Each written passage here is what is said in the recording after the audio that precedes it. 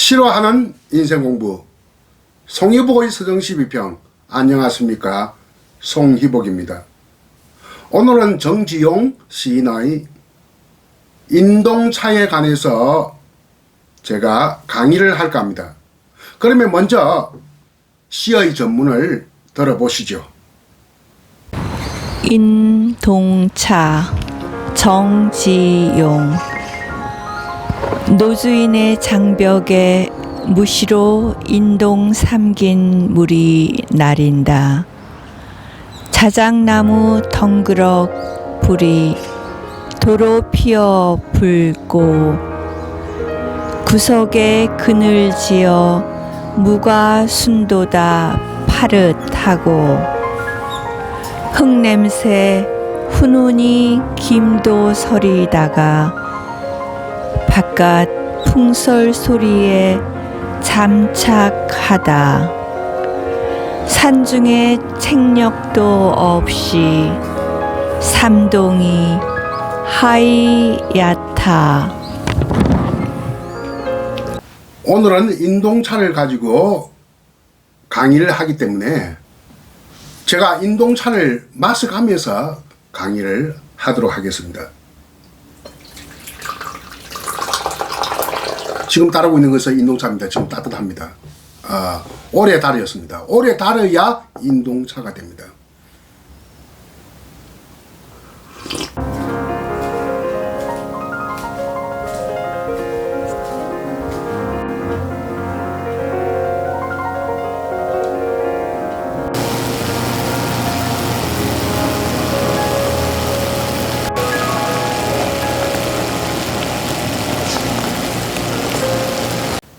정지용의 시편 인동차.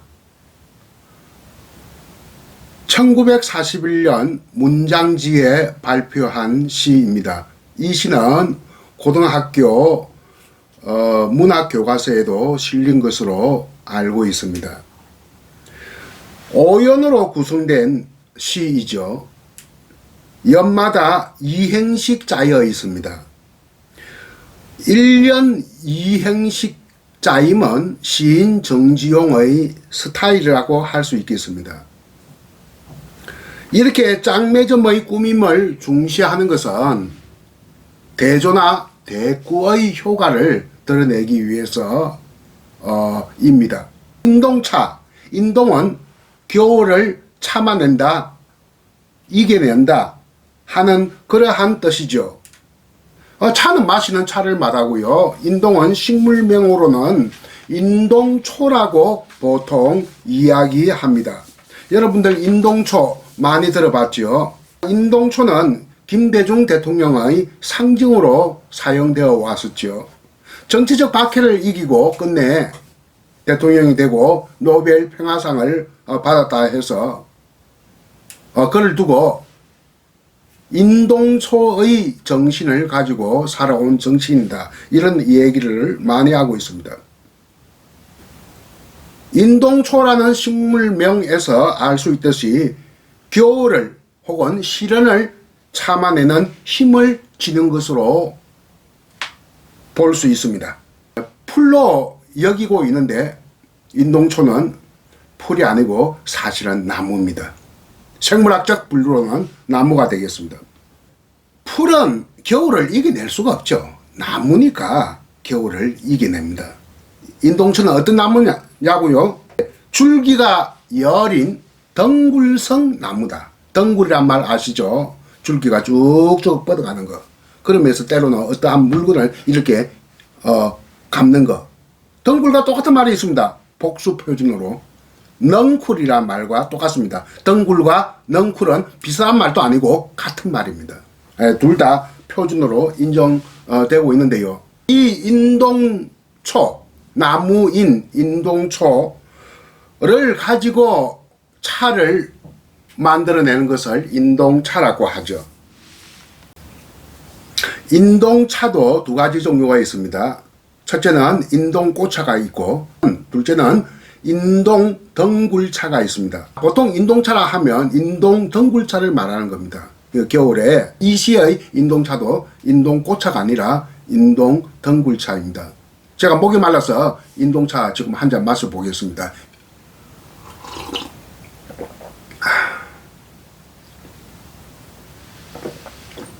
좀 무미하면서 깔끔하고 뭐라 할까 독특한 뒷맛이 조금 감도는 그런 느낌을 주고 있습니다. 자극적인 맛은 아닙니다. 지금 이렇게 인동차를 마시는 모습으로부터 이 시가 시작되고 있죠. 1년부터 읽어보겠습니다. 노주인의 장벽에 무시로 인동 상긴 물이 나린다. 요게 제 1연입니다. 노주인 시적 화자와 앉아있는 그 짝매점을 하고 있는 인물이다. 시적 화자는 정지용 시인 자신일 겁니다. 시적 화자와 짝매점을 하고 있는 인물. 누군지에 대해서는 일체 언급이 없습니다. 또 설명도 없습니다. 아마 추측하건대 짐작하건대 산중의 암자에서 기거하고 있는 노선성이 아니겠느냐 이렇게 보고 있어요. 이것은 선치적이다. 선치적이란 말이 뭐냐? 선적이고 참선선자 치는 취향할 때 치자니까 느낌 이런 뜻이거든요. 어떤 선적인 느낌을 주는 시니까 암자의 노선성이 아니겠느냐 이렇게 저는 짐작을 합니다. 1년 두 번째 행을 보도록 하겠습니다. 참 장벽은 창자 5장 6부 중에서도 창자의 내벽 바깥벽이 있고 안벽이 있지 않습니까? 안벽이 바로 안벽이 내벽입니다. 노주인의 창자 내벽에 장벽에 무시로란 말은 똑같은 말은 수시로입니다. 수시로 뭐 공부해라 뭐 이런 말 하지 않습니까? 근데 수시로보다는 무시로가 더 뜻이 강하다. 시도 때도 없이가 가장 좋은 말입니다. 시가 없다 그 말 아닙니까? 시도 때도 없이 이런 말을 많이 하죠. 수시로보다는 시도 때도 없이가 더 강조된 말이죠. 표준말인가요? 무시로. 자, 무시로는 표준말입니다. 사전에도 등재된 말입니다. 무시로는 뭐 때문에 또 유명해졌느냐? 한 20-30년 전에 나훈아의 노래 때문에 유명해졌습니다. 무시로 인동상긴 여기서 삼키다 물을 삼키다 인동차를 삼키고 있는 삼키는 물이 내린다. 인동상긴 인동차를 삼키는 물이 내벽에 내린다. 이런 이야기고요. 제2연 볼까요? 자작나무 덩그럭 불이 도로 피어 붉고 제3년은 구석에 그늘지어 무가 순도다 파릇하고 2, 3년 이걸 여러분들이 아주 주의해야 합니다. 다들 이렇게 보고 있어요. 자작나무 덩그럭 불이 도로 피어서 붉어진다 하는 말은 부뚜막을 생각하고 있어요. 부뚜막의 그 장작이 다 타지 못한 장작을 덩그럭이라고 하거든요. 자작나무 덩그럭 불이 다 타지 못한 장작의 불이 다시 피면서 붉어진다. 부뚜막에 있는 부뚜막 알죠? 부엌에도 부뚜막이 있고 방마다에도 불을 넣어야 하니까 부뚜막이 있지 않습니까? 실외를 말하고 다들 그렇게 알고 있어요. 구석에 그늘지어 무가 순도다 파릇하고 이때 구석을 마당 구석으로 생각을 합니다. 그늘진 마당 구석의 땅에 심어둔 무에서 새순이 돋는다. 무가 순도다 파릇하고 이렇게 다들 알고 있는데 아니에요. 이게 조심해야 됩니다. 2년과 3년의 배경은 실외가 아니라 실내 공간입니다. 그러니까 구석에 그늘지어 무가 순도다 파릇하다 하는 말은 방구석에 있는 이 구석은 방구석입니다. 방구석에 있는 물을 갖다 저장하기 위해서 방에다 지금 쟁여놓고 있는 거예요. 바깥에 놔두면 영하이 날쓰니까 무가 얼어버리니까 무로서 안에 그 가치가 떨어지지 않습니까? 품질로서 지금 방 안에 무를 갖다 이렇게 쟁여놓고 있습니다. 방구석에다가 방의 구석 코너에다가 이때 구석은 방구석이에요. 그러니까 무가 이렇게 저 실내에 저장을 해두면 거기에서 기온이 높기 때문에 새순이 돋아납니다. 이것을 무순이라고 해요. 무순을 국어사전에 보면 또 무업이라고도 합니다. 무순 나물, 무슨 김치 이런 말도 있습니다. 지금 2년과 3년은 다들 실외인 줄 알고 있어요. 부뚜막이 있고 마당에 심어둔 안에 무가 새순도 없고 어떻게 겨울에 안에 그저 물을 안에 그저 심어둡니까? 또 겨울에 무슨 새순이 돋습니까? 방 안에 있으니까 새순이 돋죠. 다들 지금 이걸 실외로 보는데 실내 공간입니다. 이걸 아주 조심을 해야 됩니다. 지금 방 안의 일입니다. 실내 공간의 일인데, 그러면 이 덩그럭 불은 하룻불입니다. 하룻불. 부뚜막불이 아니라 하룻불. 방 안에 실내에 있는 하룻불이고, 자작나무는 추운 지방에서 잘 자라는 나무가 자작나무입니다. 우리나라 남부지방에는 자작나무가 보기가 힘들고요. 아주 고산지대가 아니면 거의 없다고 보면 되고요. 중부지방에는 조금 있습니다. 서울의 공원에서도 제가 몇 번 봤습니다. 조금씩 보여요. 서울과 수도권에도. 강원도는 더 많이 보이고, 저 올라가면 더 많이 보이면서, 자작나무를 왜 우리나라 말로 자작나무라고 하느냐? 장작불로 좋거든요. 장작 불을 떼면 자작 소리 난다 해서 자작나무입니다. 이것도 지금도 하룻불 뗄 거리로 지금 자작나무를 쓰고 있네요. 구석은 아까 방구석, 마당 구석이고 방구석이고, 이런 이야기들을 했습니다. 좀 주의해야 할 필요가 있다고 해서 제가 말씀을 드렸습니다. 이야기하다 보니까 조그만의 빠뜨려진 경우가 있는데요. 지금 만약 시인 정지용, 시적하자인 시인 정지용과 노주인이 앉아 있는데, 앉아서 무슨 고담 준론을 나누고 있겠죠. 조그만의 깊이 있는 대화를 하고 있겠죠. 정지용이 워낙 아는 게 많은 분이니까. 이 노주인을 보통 사람은 아닙니다. 조그만의 학식이 있거나 약간 도통한 사람이겠죠. 이때 노주인을 우리는 노익장이라고 할 수 있겠죠. 노익장 하면 노인이 힘이 세다, 이런 이야기로 생각하는데 그거 잘못된 생각이에요. 익이란 말은 일수록 할수록 그 뜻이거든요. 늙을수록 그 말입니다. 장은 장하다, 훌륭하다 그 말입니다. 그러니까 늙을수록 훌륭한 사람을 노익장이라고 한다. 무엇이 훌륭하다? 인품이 훌륭하다. 힘이 센 게 아니에요. 그러니까 속세 사람은, 세속 사람들은 어때요? 늙으면 늙을수록 노추해집니다. 저도 늙어가고 있는데, 근데 이런 분은 여기에 노주인은 그렇지가 않다. 인품이 뭡니까? 훌륭한 사람이다. 늙어갈수록 인품이 훌륭한 사람이다. 남자를 지키면서 도를 닦는 선을 하는, 참선을 하는 선성 같으면 노익장이라고 할 수 있겠죠.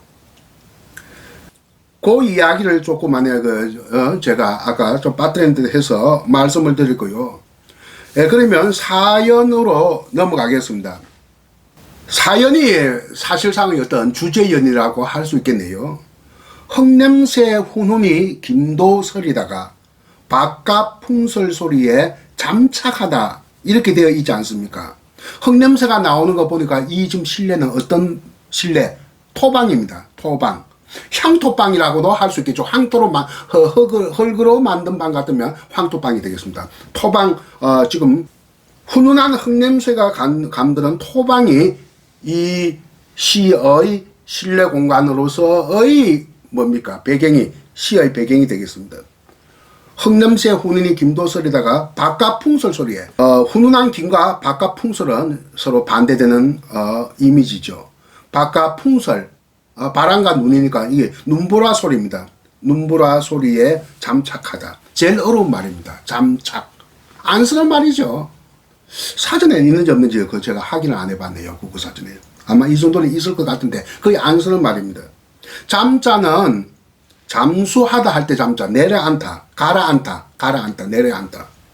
잠수함이란 말 들어봤죠? 물속에 가라앉는 군함. 착은 붙다, 착 달라붙다, 착은 착 달라붙다, 이렇게 생각하면 되겠네요. 착은 착 달라붙다. 한자로 잠은 아까 잠수함, 잠재적인 능력 할 때 잠. 착은 고착, 집착, 이럴 할 때 착. 애착할 때 잠착하다, 마음을 내려놓는다.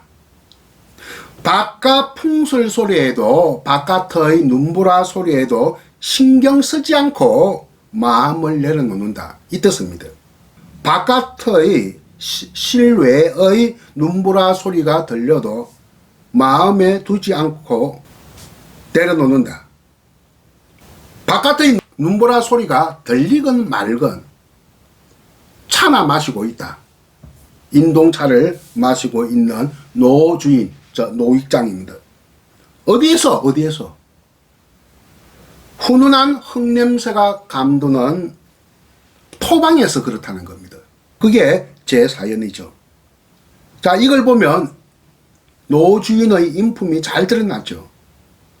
속세 바깥 세상의 일에는 신경도 쓰지 않고 개념치 아니하고 깜짝 내면화하고 있다.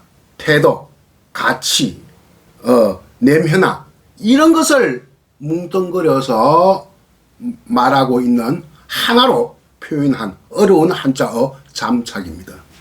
그 잠착은 이 시의 주제어, 키워드다 할 수 있겠습니다. 마지막 한 년이 남았죠. 제5연입니다.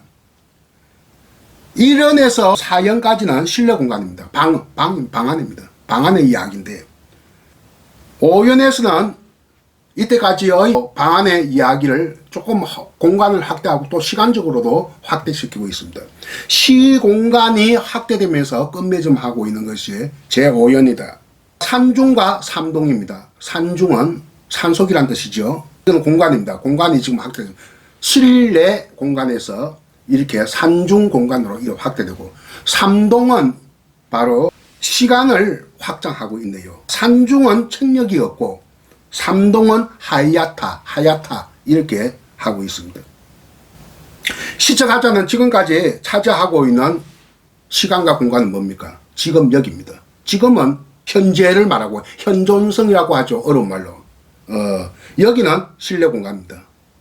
토방은 실내 공간인데 지금 이 현존성, 현재를 3동으로 석 달로 그러니까 3개월로 이렇게 시간을 확대시키고 또 공간은 산중이라고 하는 공간으로 이렇게 확대시키고 있습니다. 시공간의 확대가 제5연에서 보여지고 있죠. 책력도 없다. 산중에는 책력도 없다. 책력을 좀 쉽게 설명해 주세요. 책력을 지금 목이 조금 건조해서 강의하고 있는 이 순간에 가장 추운 때입니다. 지금 소환 조금 지난 시간이거든요. 3동 중에서도 가장 추울 때입니다. 자, 인동차를 마시겠습니다.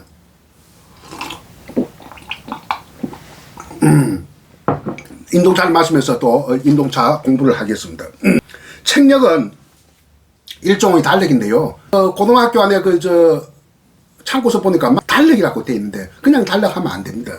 농사 짓기 위한 달력이 책력이다. 사전은 어떻게 나온지 모르겠습니다만 그렇게 여러분들이 이해해야만 제대로 이해가 된 겁니다.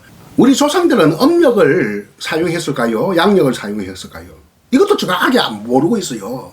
음력, 양력 다 사용했습니다. 세시풍석은 다 음력이지만 농사 짓는 일이 얼마나 중요합니까? 다 양력으로 사용했어요. 1년을 갖다가 24절기로 나누었죠. 그러니까 24절기를 나타내는 것이 바로 책력입니다. 그리고 업에 종사하는 사람들은 책력이 필요 없습니다. 양력이 필요 없습니다. 음력으로 따지면 되거든요. 조수 간 맞는 차 뭐 이런 것을 그 달의 움직임 그런 것을 알아두어야 되기 때문에 책력은 양력 달력. 우리 조상들이 사용했던 양력 달력. 우리 조상들은 90% 이상이 농사를 지었기 때문에 굉장히 중요한 겁니다. 그러면 책력은 시간성, 책력하면 여러분 잘 알지 않습니까? 뭐 경치, 뭐 청명, 고구, 대한, 소한, 무슨 대설, 소설 뭐 많이 있지 않습니까? 동지, 무슨 춘분, 추분 이런 것들이 이 24개로 쪼개놓은 것을 한 달을 두 개로 쪼개놓아서 1년의 묶어놓은 것을 이거 책력이라고 한다. 책력은 여기에서 시간성을 상징하고 있습니다. 이렇게 쭉 안에 1년을 24단위로 이렇게 놔두고 있으니까. 책력도 없다 했으니까 시간성이 아니고 무시간성이죠. 현재 그 자체만 존재하는 것이 바로 무시간성입니다. 서정시의 특징을 한마디로 하면 무시간성이다. 현존성이다. 현재 존재하는 그거밖에 없습니다. 이게 서정시입니다. 그래서 서정시를 순간 속에 타오르는 정조의 불꽃이다. 자, 이런 또 독일의 문해학자들은 이런 식으로 표현을 합니다. 이것이 바로 서정시라고 이렇게 비유적으로 표현하기도 하죠. 그러면 서사시는 뭐냐? 오늘의 소설이라고 보면 됩니다. 서사시는 과거로부터 시작해서 현재에 이르는 것, 시간의 움직임을 나타내는 것, 과거에서 시작해서 현재로 가는 것, 현재에 오는 것, 지금 현재로 오는 것, 이것을 우리는 시간의 추이 과정을 뜻하기 때문에 이거는 시간성입니다.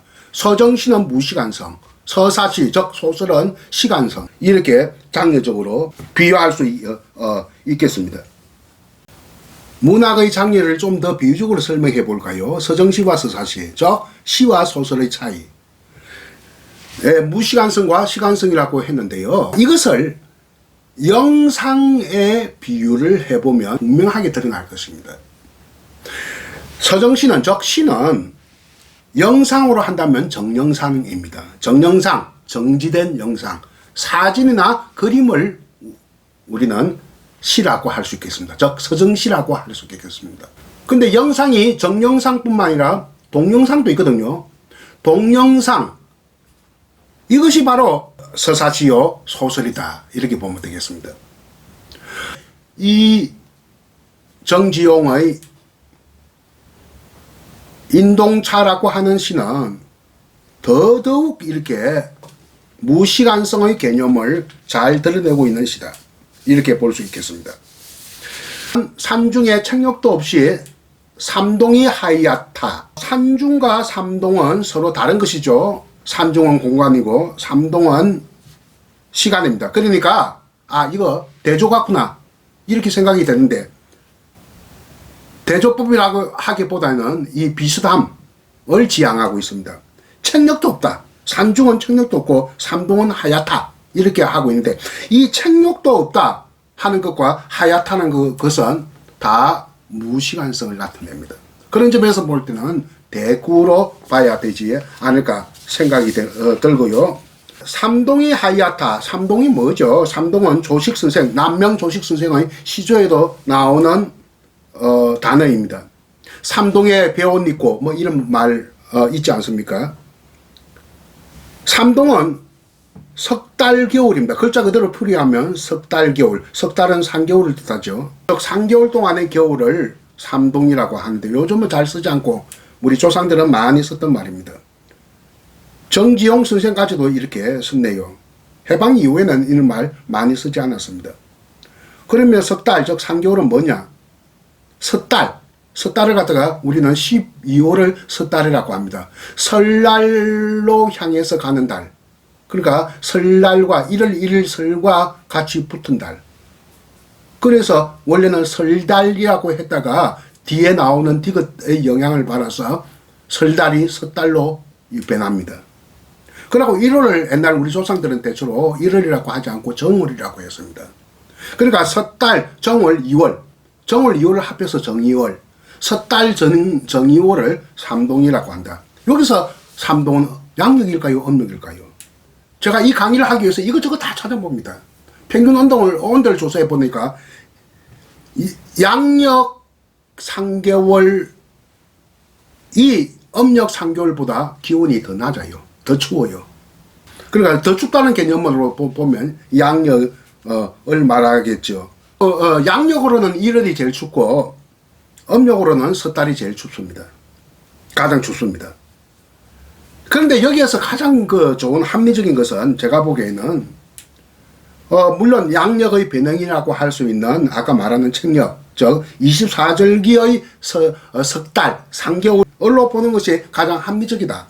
이 시에서 책력이란 말이 또 나왔으니 더 그렇게 보는 것이 온당하다고 보는데요. 여기에서 삼동이라는 것은 대설, 12월 7일인 대설부터 이듬해 3월 5일인 경칩대까지 석 달, 3개월을 삼동이라고 보는 것이 합리적이다.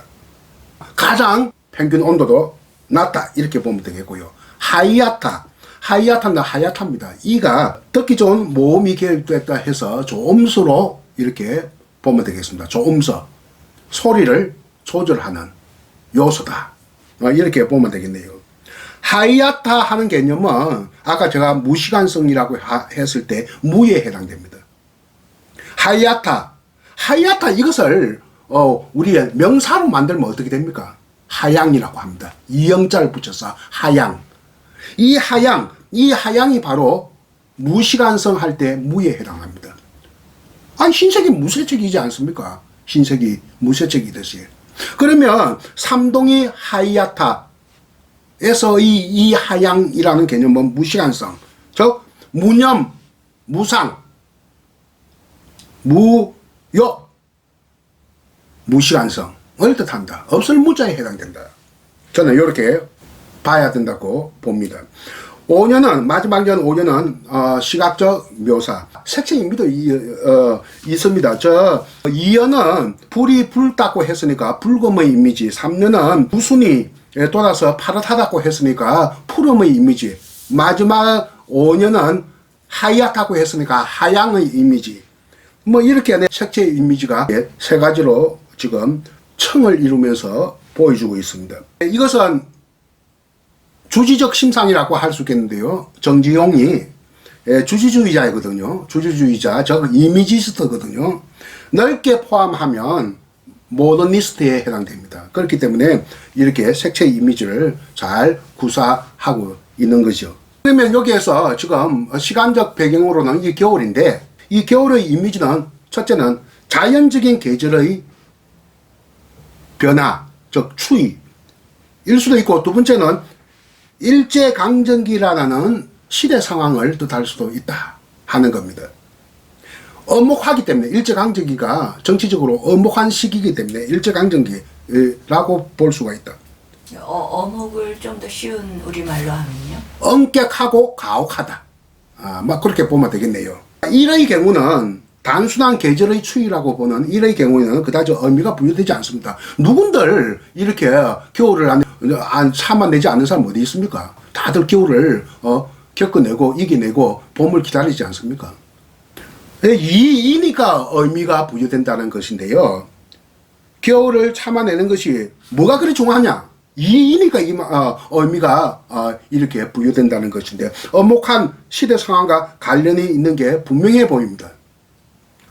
그 시 장수산이라고 하는 또 유명한 시가 있는데요. 이 인동차보다 더 유명한 장수산도 이 시와 비슷한 내용입니다. 겨울을 참아내는, 참아내고자 하는, 어려운 일제강점기의 시대적 상황을 벗어나고자 하는 그러한 어떤 선비 정신으로서의 시가 시심이 담겨 있는 시가 있습니다.